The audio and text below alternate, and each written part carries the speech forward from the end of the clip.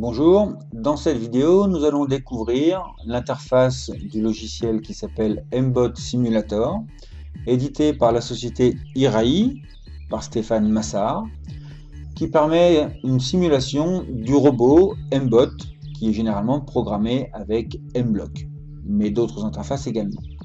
Ici, en phase de simulation, nous avons différents outils, et on va découvrir dans cette vidéo la phase de test manuel. On clique sur tester manuellement et nous arrivons sur la géographie de simulation du logiciel. On voit en vision arrière le robot MBOT dans un environnement qui semble être une chambre. Ici on a un panneau qui permet de faire des tests manuels des différents actionneurs. On va commencer par le premier, moteur droit. J'imprime une certaine vitesse et on voit que le robot avance.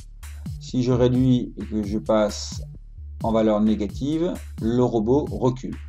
On voit juste en dessous le paramètre de valeur chiffré, numérique, qui est indiqué sous le moteur.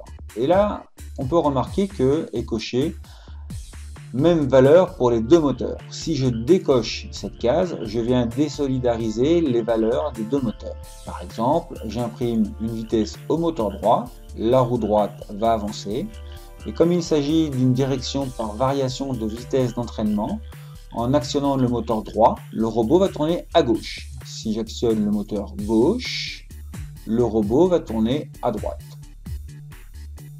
Bon, la démonstration semble parfaitement logique. Je vais recocher la case et rétablir une valeur commune aux deux moteurs. Enfin, en dessous, nous avons les LED, les diodes électroluminescentes. Valeur rouge, on voit la LED de droite qui s'illumine plus ou moins en fonction de la valeur du paramètre que l'on indique. Pareil pour la LED de gauche. Et nous avons la même chose avec la couleur verte et la couleur bleue. On remarque également qu'on a différents angles de vue grâce au bouton caméra. On voit le robot de profil avec ici le moteur gauche. En dessous ici les capteurs de ligne. Et sur le devant, là on voit mal, mais on le verra plus tard, le capteur d'ultrason et les LED qui sont sur le dessus. Le bouton caméra permet encore une autre vue. Là on a une vision plus générale du robot. On voit bien le capteur d'ultrason qui est devant, on aperçoit les capteurs de ligne en dessous.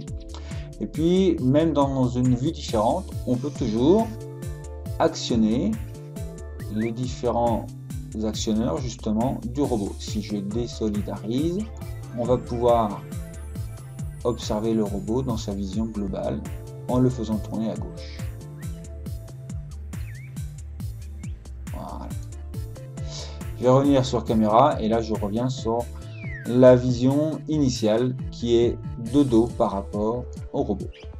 Voilà, on verra la prochaine fois le premier défi. À bientôt.